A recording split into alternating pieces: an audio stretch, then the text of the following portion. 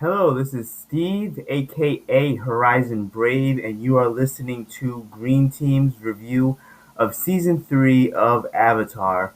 Yep, this is going to have spoilers for all of Season 3, and I believe we actually even go back and talk a bit about Season 1 and 2. So if you haven't tuned in, if you haven't watched Season 1 or 2 or 3, you may want to do so before you continue listening. So sit back, enjoy. I'll play a clip from the episode and get into it.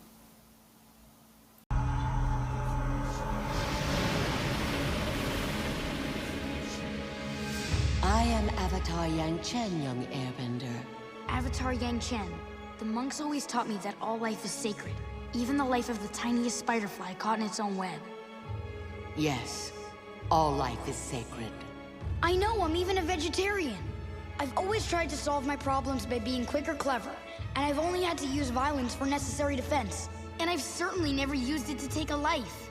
Avatar Aang, I know that you're a gentle spirit, and the monks have taught you well. But this isn't about you. This is about the world. But the monks taught me that I had to detach myself from the world so my spirit could be free. Many great and wise air nomads have detached themselves and achieved spiritual enlightenment. But the Avatar can never do it. Because your sole duty is to the world.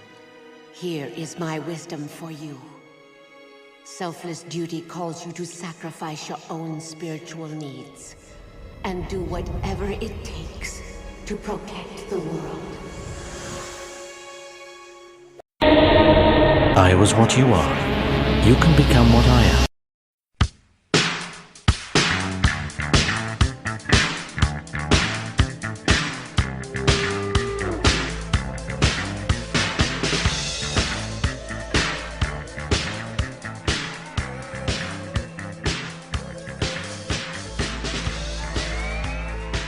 Hello and welcome back. This is Green Team, our review of Avatar. We're back for Season 3. This is the final of the mainline saga of Avatar, if you will. So this is it. This is Book 3. This is wrapping everything up that we've gone to before.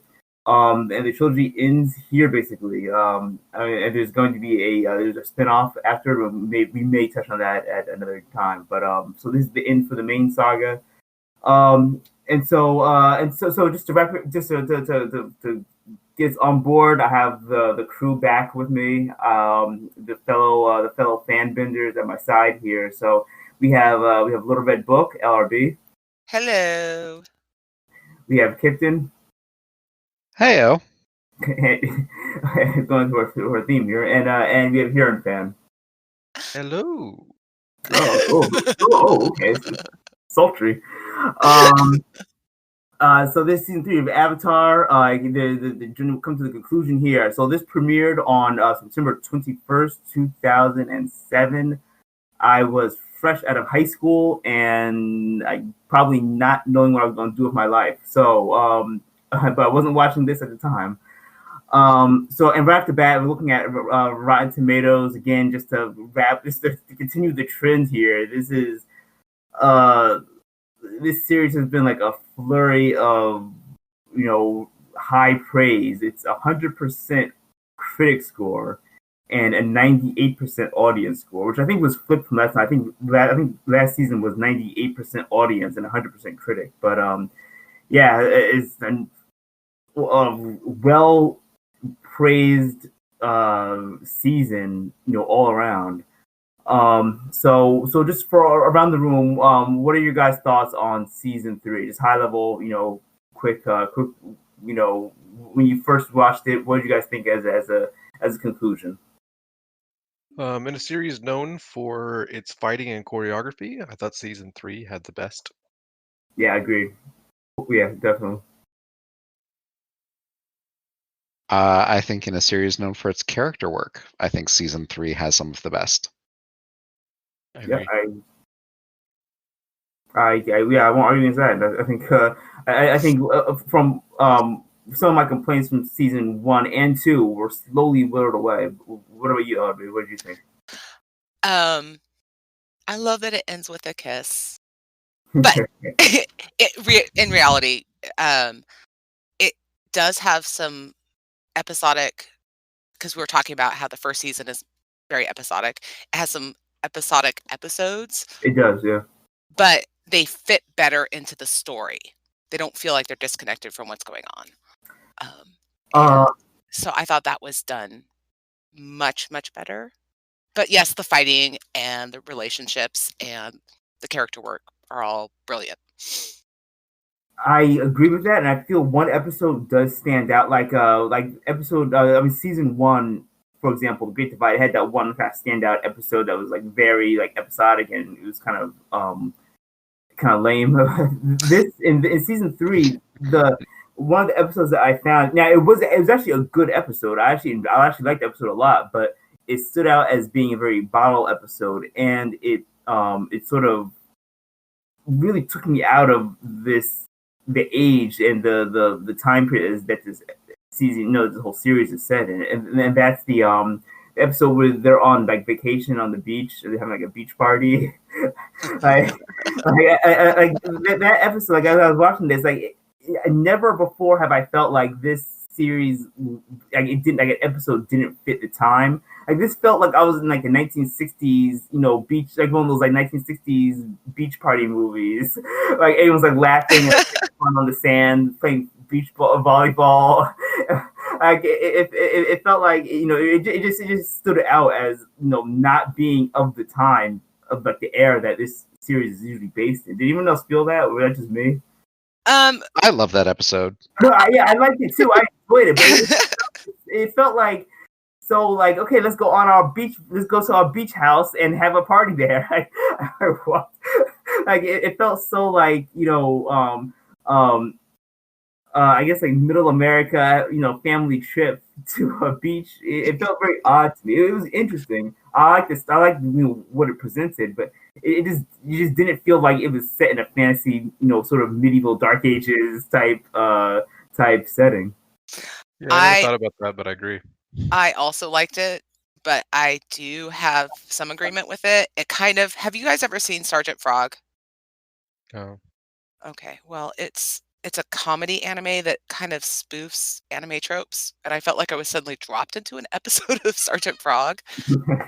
But what I did like is what it did with Zuko's character in that particular episode, because he's kind of humorless, and he really needs to. I understand where he's coming from, but at the same time, it's like, Zuko, you need to learn to laugh. I loved.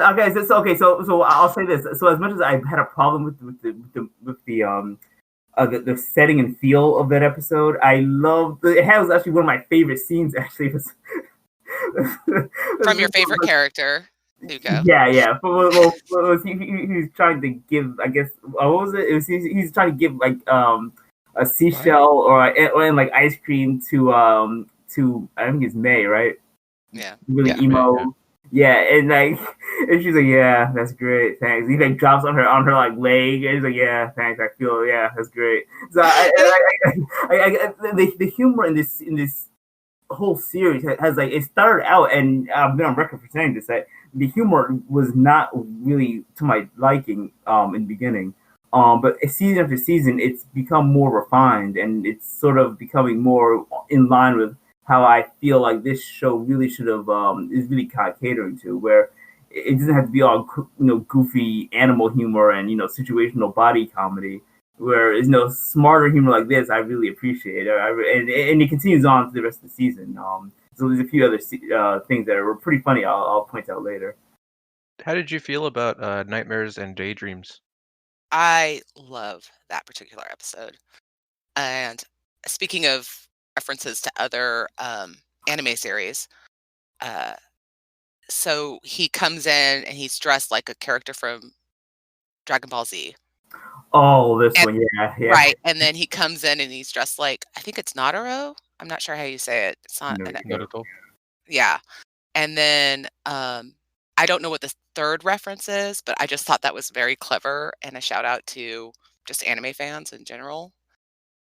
Yeah, it was a cute nod. Like I'm not an anime fan at all, really. I love some anime, but I'm very picky with my anime. But I really appreciated the sort of like tip of the cap to some of these I know a lot of fans would appreciate it. So through them, I appreciated it. But it was also very real. Like, I have that dream still about showing up to class naked or not having done my homework, or I can't find my class and I've been enrolled in it all week. So like, I totally appreciate that part of the episode too. I like that episode. And sorry, go ahead. I don't really like that episode.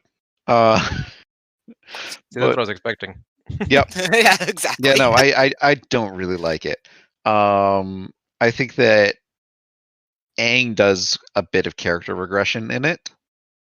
It doesn't seem in character for Aang to try and stay awake to avoid his nightmares. Yeah, that's fair, I guess. I think it was a fun idea, and it ended up with some nice like little jokey humor. But and I love Zuko's side of that episode. But I'm not a fan of the whole Aang trying to stay awake until he kills the Fire Lord thing. It does seem like I think to your point, I think that idea would have worked in season 1 a bit better when he was there, when he was still sort of adapting to his new time period, I guess, and he was still kind of learning. I'll say the fact that unfortunately we weren't given with Aang, and Aang's character actually sort of waffles to me as a whole back and forth. Like there are some episodes where he'll be really focused and serious on one episode, and then he'll be like the goofy kid in another episode. So it does actually fit, but it just comes off as a bit too much because Aang, if you watch some of his episodes that focus on him, like sometimes he'll be really focused on something, then he'll swing back the other way where he's really he doesn't feel like training in another episode. So he does have this waffling back and forth. Yeah, we know. Yeah, they are kids. Yeah. I mean, that's what kids are like. Yeah, but it just they are kids. But I feel like there was it might have been better if it was maybe like one episode that built up to this. But it just like instantly hit you with, okay, now I'm gonna have this kind of odd change in perception and do something sort of out of character. I think what your criticism is fair, but what I think it's showing that's real is that kids have magical thinking, and he thinks that somehow if he doesn't go to sleep, he doesn't it's going to fix the problem when really his subconscious is trying to work out his fears. Does that make sense? So he's like, well, if I just don't sleep, then I don't have to deal with this thing. Which is a weird stance for a monk to take who has unlocked his chakras and almost achieved celestial enlightenment. I'm just also saying that he's a kid, and kids are like that. Yeah, but I think they get weird ideas in their head and they do weird things. I think the main problem though is that this came about too late in the series. Like it would have been an easier pill to swallow if this was an earlier episode. But I'm not saying that your criticism is illegitimate. Yeah. No. I'm just saying it just feels like this on the eve of the final season, he should be amping up to be. And this is a pretty late episode, right? What number episode is this? I don't remember. It is episode 9. Yeah, it's 9 of season 3. Yeah, so it feels like at this stage he should be a bit past something as immature as let me stay up all night, and it just seems a bit kind of juvenile for his character at this point. Do you think that episode though sets up a feeling of the series wrapping up though? Because I've talked to people who watch the series, and we all know that the first invasion fails spectacularly. Yes. And I think it's a really, really cool way to have the story go. But some people actually thought that was going to be the end of the series. So that episode kind of sets up a tension. And that episode takes place after the invasion, correct? If I remember. Yeah. No, before. Before? Yeah, it's the episode before. That's why he's freaking out. Oh. Oh yeah, because they're all prepping up and everything. Yeah. I guess. I don't know. Just an idea. But it was, and to that point though, I guess it did serve a purpose to sort of set the tone I'm not sure how good of a job it did, but because there is this, it's the Day of the Black Sun, where it's Right. the invasion episode basically, and uh, to judge it on the fact that this is like a prep episode for just what's to come, again, it's cute, but I'm not sure if it does the justice of what's really about to go down. It sort of kind of undercuts itself a bit. Because it's so comical and so goofy. I mean, as much as I love like the very like trippy LSD almost scenes of Momo and the flying buff air buffalo, I forget his name, Appa. Appa. I actually love that part so much. That's why I like that episode. Like where they all have swords and they're like, yeah. I thought that was great. Sorry. I also thought it was a nice kind of a tension breaker before things were going to get serious. So you got to remember this is a series for kids, and not that kids can't deal with serious issues, but that having this humor right before you're going to go into this really, really super upsetting episode. I don't know. It also does a good job of showing that if Aang isn't certain about his course of action, or if that he hasn't planned his morals and ethics, then he's not going to succeed. Yeah. Yes. So, shall we talk about the Black Sun invasion? Because that was awesome. Oh yeah. While we're on the cusp of it. So yeah. So you mean you didn't mind the CGI? I minded it so. Yeah. I minded so much. I have it doesn't in my bother me notes right now. It bothered me less, but it still bothered me. Yeah. Again. Okay. So the quote unquote invasion takes place, and minus the CGI, and I'll get to that in a second. It looks gorgeous. Like the whole the cinematography of it, the way it's drawn, everything looks great. But they have this penchant for using these like really cheap looking tanks and like vehicles that just like, and it's not just this series. It's of that time where like they wanted to cram, I guess, CGI into like cartoon and try to blend the two, and it comes off so poor right now. Like it actively like detracts from the episode because it stands out so much. I guarantee you, if they could have done that in 2D, they would have. Like, I listened to a lot of, and especially that age, animation commentary. And the fact is, like, 3D really intricate 3D objects like that are so much more difficult to draw, and that they only do that by CGI because it's easier. Well, and what I was going to It's say, cheaper. And yes. yeah, exactly, cheaper. So much cheaper.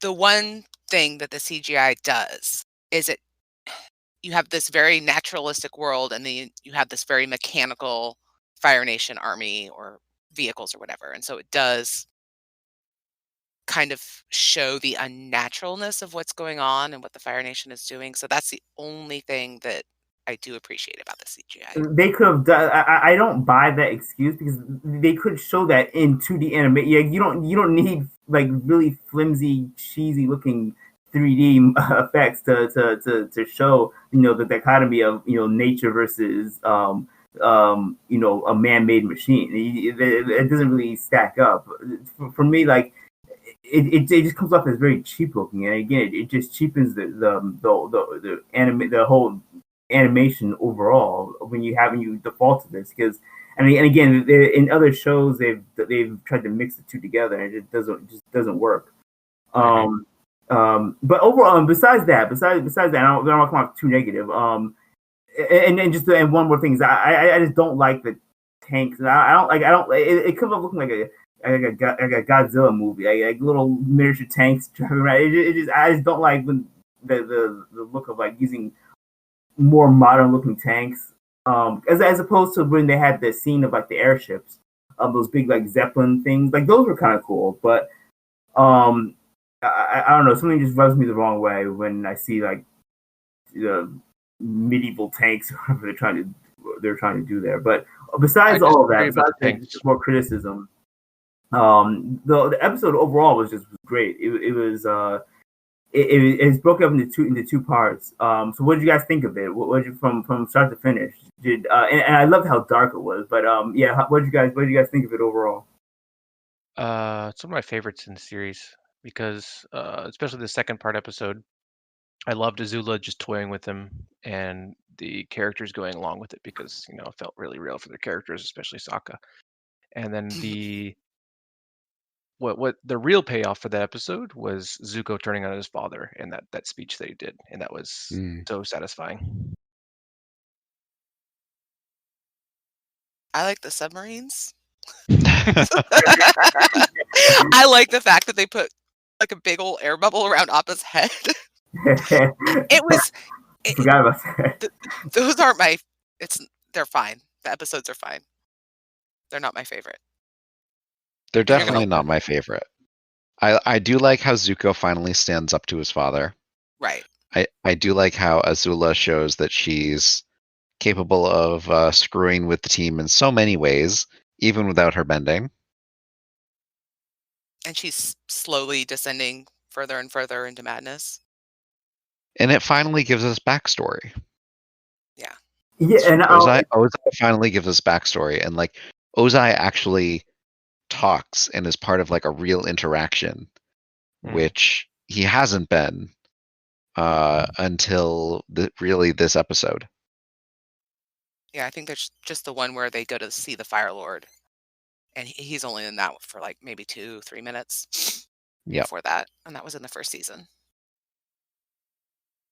So Ellery, to your point, I'll say this. So my criticism from last season was the fact that that they didn't go far enough for Azula to give us that sort of emotional context of her actually sort of being mentally unstable. I feel like this season they course corrected that greatly, and I feel by the end of this season, I feel like they did lean into that a lot more, which was great. As exactly what I wanted. And her like instability of her mind really came out a lot more than it did in season two rather. Because in season two she was just like evil just because like, oh, I'm so evil, I'm gonna kill everyone, and I want to get revenge. It was so one dimensional. With this season, they sort of cranked that up, and they gave like these scenes and images and shots of her, and you can, in the way she like would snap at her own her two friends that are always with her. The way she reacted to her reflection and when she was cutting her hair. Yeah, that's right, it's right.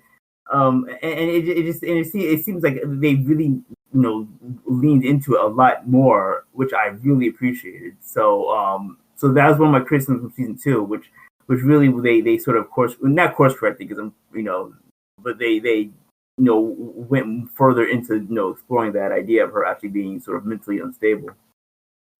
I thought it was pretty clear in this second. I thought it was very clear in the second season that she was unstable.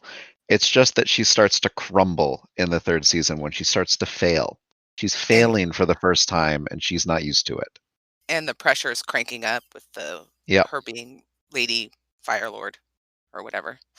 Do you remember in season 2 when Zuko is talking with his mother in a flashback, and he's like, "Hey, you want to see how Azula feeds the turtle ducks?" And he throws a rock at them, and they get all angry. Did you notice in season 3 when Azula walks near the same pond, the turtle ducks kind of run away in fear? Oh, no, I didn't actually notice that. Yeah, that's true. That is really that's great. That's a good attention to detail there. So obviously, my favorite part of the third season is the final Agni Kai between Azula and Zuko. Oh. It was good. It's cinematic. It's beautiful, and the score that they used to go alongside the fight choreography, it's beautiful. I love the use of color. Yeah. The use of color is also excellent. The like really backed up view where you just see these two fighting colors of fire. Right. It's gorgeous. And the interesting thing is that when you go to Aang's fight, the Fire Lord, is that he's using blue and the Fire Lord is using, whereas in the whatever the thingy, the challenge, it's the other way Agni around. Kai. Thank you, the Agni Kai. It's the other way around. The good guy's using blue, or is using red, and the bad guy's using blue. I just thought that was interesting comparison. Sure, switch up. Yeah. Didn't notice. Oh. About Aang and the Fire Lord. So Oh, do you mean the energy bending? Well, but Yeah, I was generally, like, I don't remember Aang using blue fire. well, he didn't use fire, generally speaking, but yes, the energy bending part. I see. So Yeah, I wonder why that is. So for this season, what's you guys? Who's your guys' favorite return character, basically? So by the end of the season, basically, I want to say everybody from at least gets a sort of cameo here, at least. I don't know if I'm cabbage guy missing does it. one, but generally most of the characters established from season 1 and 2 come back in some way, which again is a really well done, pretty tight knit style of writing. So who do you guys like that came back? Who's some of your favorite return characters? Suki. Oh, Yes. well, yeah, okay, that's mine, but okay. You can have the same favorite characters. It's okay. It's allowed. Yeah, I was thinking more minor characters like. Yeah, because Suki's not I like minor. the swamp benders. Well, I'll say Suki's The guys from minor. Louisiana. I mean, I wish she would have had a bigger portion to play, but she's not like a main. She's not like a main character. Or Boomy. Boomy was great. Mm. So I did like the White Lotuses, The White Lotus, yeah. but I also really like the invention dude who makes the submarines from Oh yeah, Rocket Scrawl. He's like, here, you do this. Yeah, Like, what is his name? I forget his name. I do like him. remember his He's name he's very like a very steampunk. I don't know why. He reminds me of a steampunky looking character. For sure. But the White Lotus is probably my favorite. I think they just having call all him those- the Mechanist. Oh Yeah, yeah, I they guess just- that's Oh, really? true. That's So even yeah. cooler. Even more steampunky. So judging from the season 3, so what are you guys? What are some of your favorite? I guess cinematic, which I think we already sort of touched on already. Some of your favorite moments or scenes that are the most satisfying in the conclusion here, and that can be it doesn't necessarily have to be fights, but just maybe confrontation or I guess it's a fight, but or maybe lines of dialogue or interactions between characters. What's some of the scenes that kind of stand out to you the most as we wrap up the season? So Finger I have Island players. yes, I was just gonna say that. Went off as a giant muscled man who screams at things. The most meta episode, and it's brilliant. It's so brilliant, and also it's just as a nice little recap before you go into the final battle. It's just And they just fly over the Great Divide. let's not go down there or whatever. Did Jet just die? Yeah, it wasn't really clear. Yeah, I just and think that I episode was also brilliant writing. it was that episode and the one where they meet the dragons are my two favorite episodes in the whole series. With the Fire Breathing Masters. Yeah, where Yeah, they go, yeah. and Zuko has to learn how to bend fire without being angry. I love that. If we're talking about the same episode, which I think we are. Where they really go to that basically that temple, and they had Right. perform the motion. The dance, Yeah, and that the dragon I was dance. good. Yeah, the dance of the dragons. I love that episode so much. Because it has like this. It's choreographed beautifully. Like we have both of them kind of Aang and Zuko on opposite sides, and they will have to perform the motions.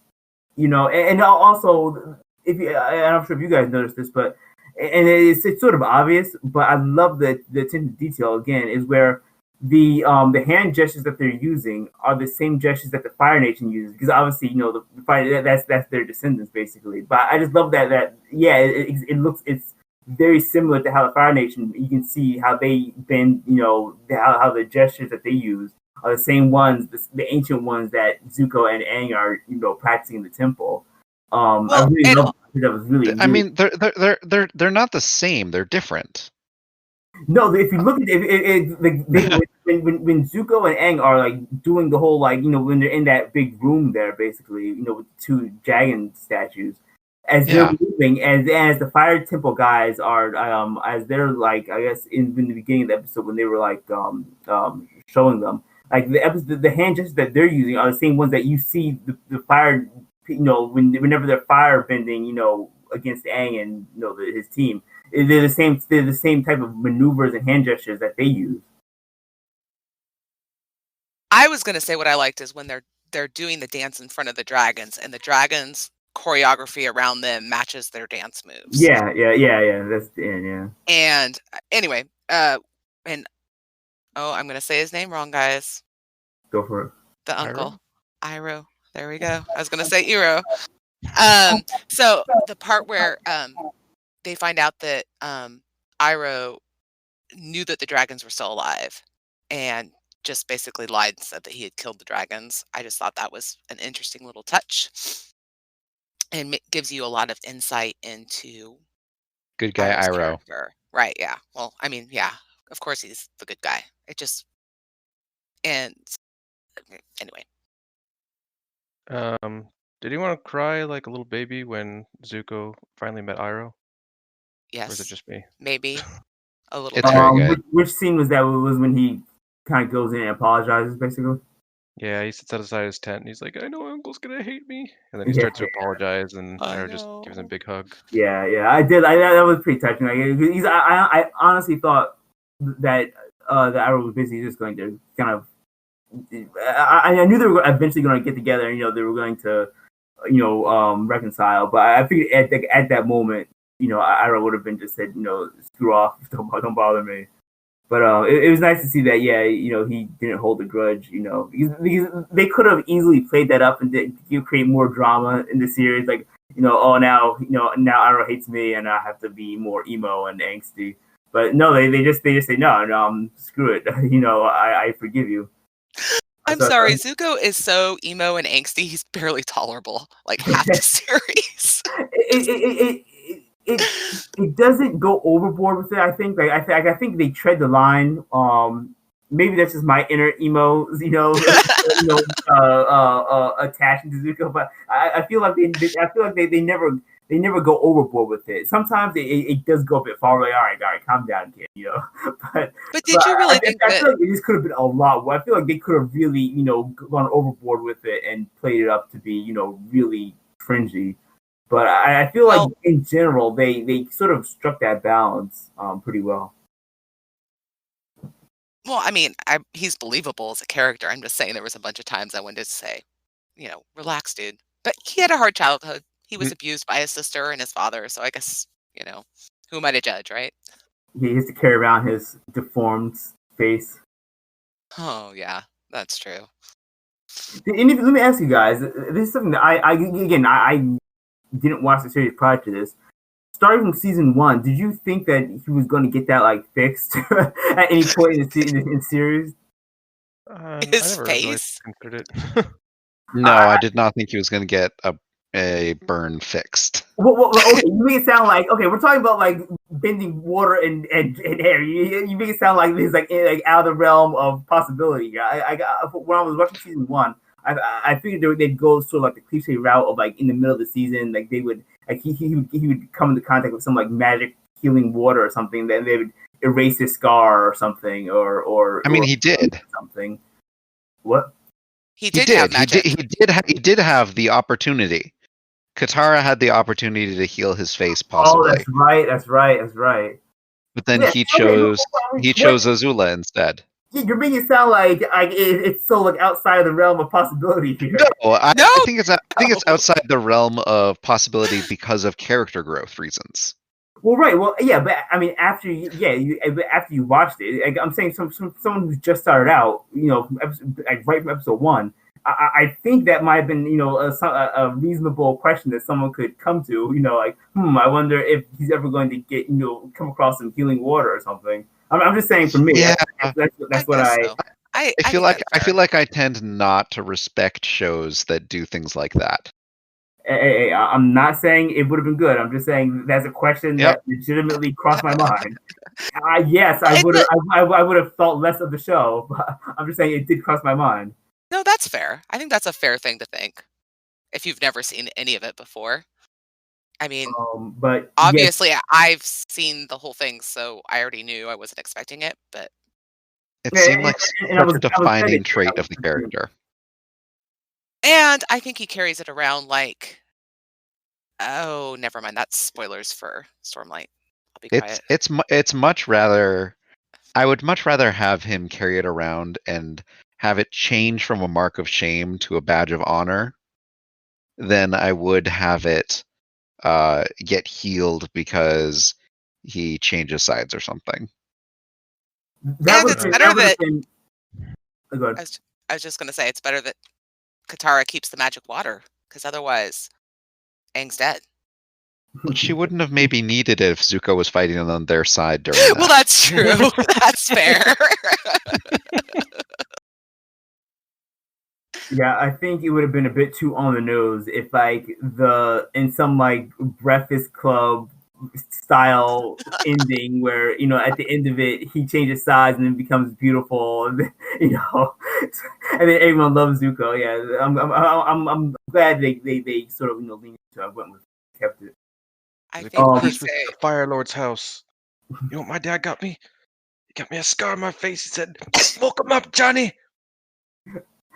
what did you guys think? What did you guys think of the episode Sokka's teacher, which is the one where where Sokka was feeling, I think, useless, basically, which he is, and he not wanted to go and get, useless. What are you talking I was, about? Sokka's the opposite of useless. I was hoping, He I was hoping, I was he hoping comes up with the submarine design for crying I was out hoping I loud. oh yeah, okay, well, that was after, that was way after this episode.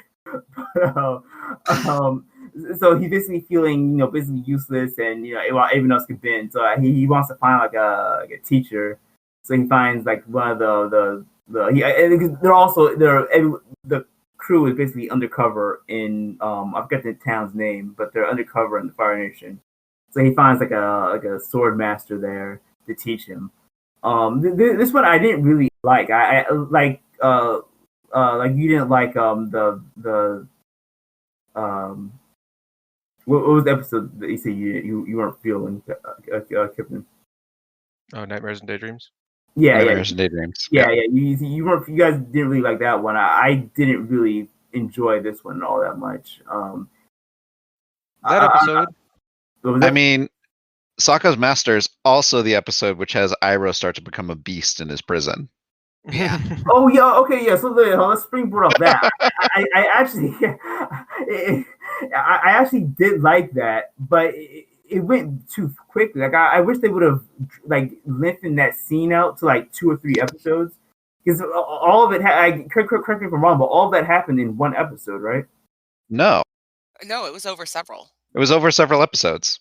Was it okay? If it was, that's great. But I recall it being like crammed into just like one episode where he goes from like Nope. old man to like beast mode in one episode. Which I And love Sokka's, that and idea. Sokka's Master, that's where he starts doing like push-ups and things in his cell, and that's like all you see. And he hangs from his feet and is doing And he, like. yep. Yeah, it's I not love that eight part. episodes until he breaks out. Yeah. I did like that. I did like that idea, but I just, again, it felt like it was too short. Like, I wish they would have like lengthened it out. They give at least 3. They use at least 3 episodes to do that. But it's not a lot of time each episode. No, it's not a lot of pretty time per short. episode. I mean, there's not a lot of time they could spend on a dude doing sit-ups in his cell. Well, I mean, I guess if you're into old men and working out. I mean, if he was drinking What tea fetish. and singing, like, I can see Iroh taking up a large amount of screen time and me being happy about it. But that wasn't going to happen. And you even get a moment where you get several moments where he builds a relationship with one of his captors, One of the and guards. how Right. she sneaks him like nice tea. Yep. Right. Serena So you Williams. do get some tea. I'm sorry, who? Serena Williams. Really? Yeah, that was really her. Really? Huh. There you go. So No, that Sokka. Oh, go ahead. I was just gonna say I like Sokka's master. I like the fact that Sokka's trying really hard and he screws up in a lot of really creative ways and yet somehow manages to figure himself out. But of course, Sokka's my favorite character. I like that I episode also a lot too. I have a soft spot for people forging their own swords. That It's is like a really sharp arm. oddly, that is really an oddly specific thing to enjoy. I mean, Yeah. it's one of my soft spots, and I found multiple books and TV shows which appease it. It's great. I was gonna say it happens in Wheel of Time too, doesn't it? With his Yeah. hammer. Ellie Modesett has his characters do all sorts of crafting things, and you do go from like base ore to finished product. Oh, and that one, and at the end of the, I think it's in the last episode where Sokka drops his sword and he's like, "Goodbye, space sword." I think it gets it back. Yeah. Yeah, but No, yeah, It's like- he makes a space sword, which is amazing, and he gets a really good lesson. And I thought his character development was made a lot of sense, especially for the season. One problem I had though is the same problem I had with Katara in season 1. They get so good so quickly; it's just unbelievable. Yeah. The 1 day training episodes I am not really a fan of. I know it's sort of the sort of economy of time that they're pushed against, which I really wish this show would have been like an hour per. But the idea of having like these 1 episode training events, and then by the end of said episode, they're really good. I just wish that they would drag some of the stuff out for a bit longer per character. Well, if we again, could- I think that's a function of the demographic that it's aimed to. Yeah, I Yeah. definitely understand it. If we go I back mean, to what are they going to do? Have a sword master join their little band? No, but they're in a town. They could have an episode of like a 2 or 3 part episode of them, because they're in that Fire Nation town for quite some time. So they could have had a lingering story of him going back the next episode and then still learning, not just doing everything in one episode. You can linger on events and things like that and draw them out. It doesn't have to be like having the person come with them or anything. The setting was perfect for that. They were stuck. They were not stuck, but they were in the town itself. the problem I have have you with ever that watched television with an 8-year-old? Yeah, I know. Again, I understand the Just but there's still. I mean, these concepts we're talking about. This generally, I feel like this show sort of was written to grow with its audience. So by season 3, there should be the idea that the group who started. So they're 9 now. Listen, look, what you're saying is 100% fair. First of all, I don't feel like it happened in a day. I felt like it happened over days. I felt like it happened over at least like a week or 2. At least, which again, that's not realistic. Obviously, I'm just making a point that I don't It think it did. absolutely didn't happen in a day. It didn't happen in weeks either because they're on a tight schedule. Yeah. right, and he has to make the space sword, and that's going to take at least a day. I mean, it took me a while to make my space sword. Me too. No, I think what you're saying is fair. But I think even if they took weeks or even a month, the problem is twofold. The same problem I had in the season 1 was that it felt like there was kind of no tension and that they really should be working towards something. And number 2, even if he did it for a month, he still wouldn't be a master. I mean, these No, things take that's true. years. I mean, he didn't beat the swords master. I know, but I And still also, think didn't he the have? amount of time they had was enough. Didn't they have? I mean, he already had sword experience, right? I mean, it's not like He already had weapon experience, and he used his club kind of like a sword. and he had that cool boomerang that always hit him in the head. I don't think boomerang skills transfer into Yeah, sword skills. and the problem with I'm kidding. the problem with Sokka is that he's such a goofy character that the fight scenes that he's in, even in season 1, when Zuko confronts him, he basically just kicks his face in, without him even putting up a fight. So, and Sokka's always written as a very goofy character, so it's hard to gauge what skills he really has, seriously in combat. But yeah, But we do know that he's clever and innovative, and he thinks outside the box and solves problems in really good, creative ways. That's what he brings to the party, and he's funny. Okay, that we can debate on, but yeah. Nope, very funny. No, he's very funny. Yeah, but again, I just wish, and I again totally get the point. I know it's a kid show, but there is a way to write a kid show and still, make it feel a bit more earned and a bit more taking your time with it rather than just rushing through it. And again, I know Nickelodeon, 30 minutes, got it. But if you're going to present these, if you're going to write this stuff, then take the time to do it. See it through to the end. Don't write it just to give us a scene or two. But anyway, moving on from that, time where we at? All right. Can I talk about my favorite part in the season? Oh, well. Well, the boiling rock, and my girlfriend is the moon. That's rough.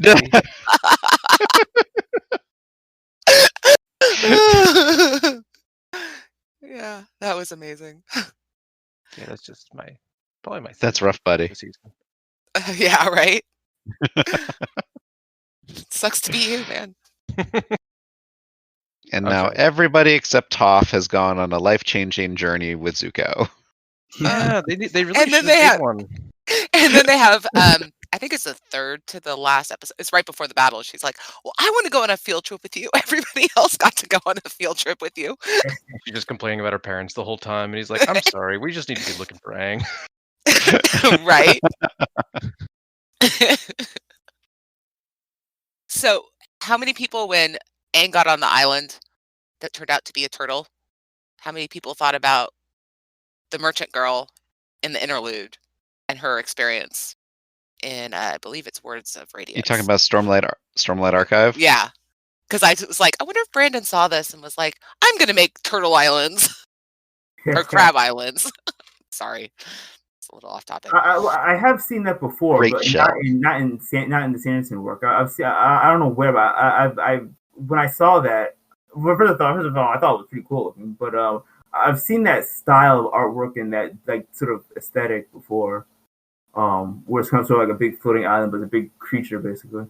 I liked it. I thought it was really cool. Yeah, it's a pretty ancient trope. Okay, well, I guess Discworld too, right? Also Hyperion. Wait, really? No, I don't remember that. Yeah, I remember that. When was that? The giant floating islands, the living islands of Maui Covenant. Oh, that's right.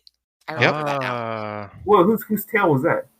That's the consul's tale. Yeah, consul. Right. All right, we'll save that for our Hyperion. Yeah, we should definitely do a Hyperion episode. No. I'm out on that one, guys. I mean, I liked it, but just to start wrapping things up, what did you guys think of the Cyclops guy who kept appearing? Combustion Man? Sparky Boom Man. I like that one better. Yeah, I did actually. I was hoping that name would stick. But what do you guys think? Because I out of all the characters that were annoyingly kept coming back, like I liked his idea, I guess, but I don't know. It just sort of rubbed me the wrong way. I just didn't really have anything like, oh man, it's that guy again. So it just kind of like more annoying by the end of it. What did you guys think of him? I thought that his character, let's see, his character didn't exist. He No. didn't have one. he looks really cool, and the idea is really cool, but it really just felt like the writers needed to have some sort of tension that was missing because of Zuko, and so they made a lazy guy. Yeah, I thought yeah. it was kind of lazy. It's a lazy character with really cool, ideas. I like Yeah, how Zuko had to solve his own tension. Oh yeah, because it was Zuko who tried to stop him, right? Yep. Right. Yeah. It was just, I mean, he was, just there to have somebody chasing them. Yeah, basically just to move them forward. Because the group was sort of, every time he appeared, I believe so. The group was kind of like, resting basically. So like, it was always that kind of like that spurring of movement, I guess, but just to create some tension. But yeah, to me, I think if you would have taken him out of the series, like, I don't think you would have been missing much. Like that story arc, I don't think really contributed much. Except you get to hear Sparky, Sparky, Boom, Ma'am. I mean, that was fun. I guess. I don't know. Not all our bad guys need to be deep. He was fine. He had fun powers. Yeah, it was a cool aesthetic. He barely said a word. I'll say this. So I'm a big Star Wars guy. So yes, and by the way, for the record, I do like Star Wars. You said last time. Okay, so we're not Star Wars fans. So we all know I'm a Star Wars fan, and LRB hates Star Wars. So which is exactly the opposite of what I just said, but okay. But in episode 6, the Avatar and the Fire Lord, where it shows and I hope I'm getting this right. This shows the backstory of Roku and Sozin, right? Yes. Okay, good. And it shows their sort of fracturing basically on the mountaintop or volcano, I guess. This is to me what episode 3 should have been. If you watched episode 3 of Star Wars, where Anakin fights Obi-Wan, his quote unquote brother, it was just supposed to be this very dramatic event, this fracturing of this great friendship. And I'll say this: I got more like feels from this episode than I did from the episode 3, which should have been like the climactic battle in Star Wars. I really like the imagery here, where they're on this like volcanic, hellish landscape, and Roku basically shows up, and they're both fighting, back to back, all this like ash around them, and and he basically betrays them at the very end. And I love this episode. I thought it definitely fleshed out, give you that solidifying reason of what is that, not what's at stake, but like sort of the background of everything. Well, that's because they feel like friends. Yeah, and you felt that Anakin and Obi-Wan never feel like friends. The whole time you're like, Anakin's whining and complaining about how he's being mistreated and nobody appreciates him, blah blah blah. And Obi-Wan's they never showed it. Yeah, they never showed. Yeah, they never showed that friend. I mean, there were a few scenes, but they never really showed that friendship grow. In this one episode, yeah, I got more. Yeah, in this one cartoon, I got more of a bond between Roku and Sozin. Between the two of them. Yeah, so this is why I don't like the first 3 movies, or one of the reasons I don't like the first 3, as you call them. Yeah, well, there's a few reasons, but all right. Well, again, so just to wrap things up here, let's go around the horn. Let's see, what would you guys give season 3? I guess a grade scale, maybe A to F. Your ranking of what would you put it at? Oh, an A plus. It's great. Oh, A plus with honors. I'm also going with A plus. I thought it was a brilliant ending, and I mean, it wasn't perfect, but it was one of the best seasons of television I've ever seen. I'll also go with an A plus. It's a fantastic series, and if this doesn't earn an A plus, what does? Right? Lost? I'm joking. The Wire. I'm sorry. I'm sorry. I didn't mean it. Yeah, I'll say A, bordering on an A plus. I want to say A plus, but there are still a few things I would have done differently. But the climactic battle, which we didn't talk about, but the what was it, like a 3 or 4 part episode? 4 parts. Yeah, I thought it was. It's a 4-part finale. Yeah, which was probably one of the most outside of maybe like Endgame. It was a very climatic build up to the final showdown. Which I really enjoyed. So yeah, so I'll say A, bordering on A plus, depending on my mood probably during the what day you ask me. That's totally fair. So any final thoughts, guys? Go see it. If you have not seen this series, go watch it. It is amazing. Yeah, they shouldn't listen to us anyway. It's too many spoilers. Oh, that's true. Don't listen to this if you haven't seen it. Yeah, stop listening now. There may have been a spoiler or two in this entire series. Oops. I'll just say that I love. When I first watched this, I was really kind of unhappy about how Aang was like, "Oh, I can't kill him, and then he found kind of a Deus Ex Machina to beat him. But the more I watch it, the more I realize how good the ending was and how he reconciled what he needs to do with and find a good solution that he can do morally for himself. I thought that the ending was great. Speaking of which, do you feel that Azula? Do you feel her end was fitting? Do you think she should have died, or do you think keeping her alive like that was a good idea from a writing point of view? I think it's fine.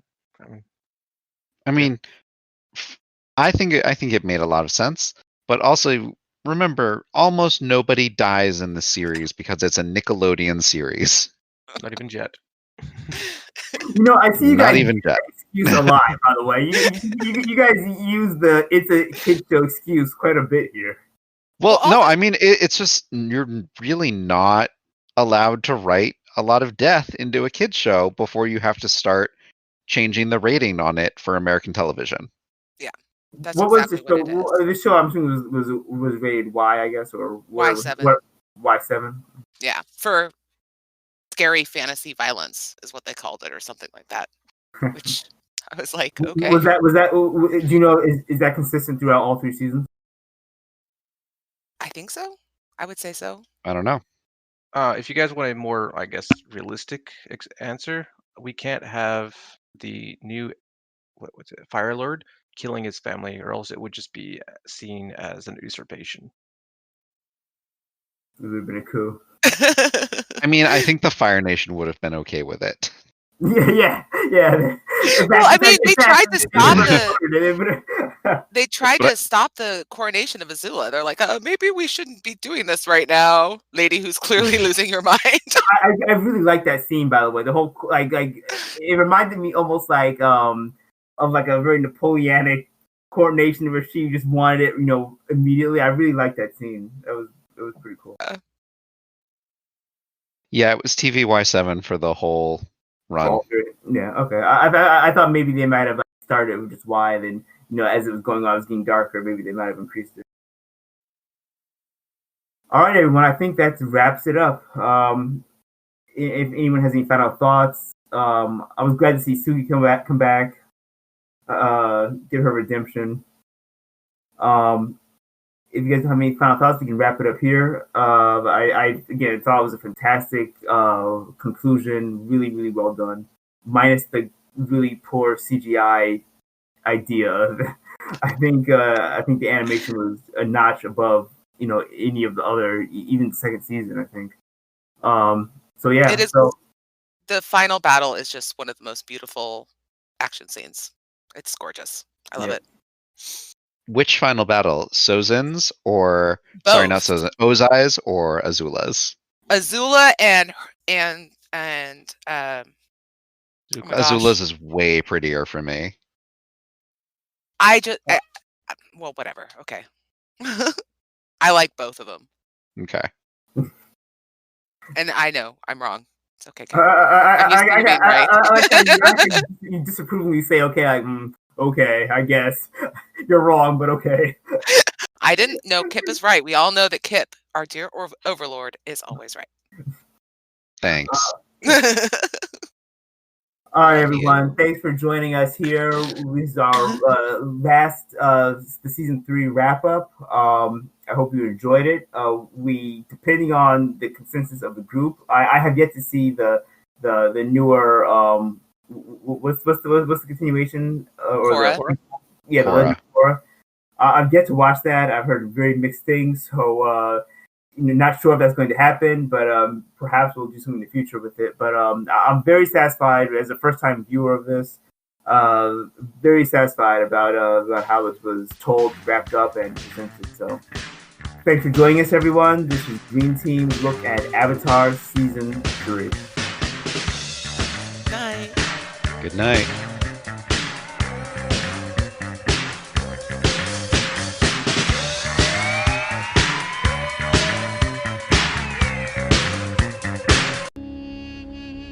Aren't you cold? I've got a lot on my mind. It's been so long. Over 3 years since I was home. I wonder what's changed. I wonder how I've changed. I just asked if you were cold. I didn't ask for your whole life story.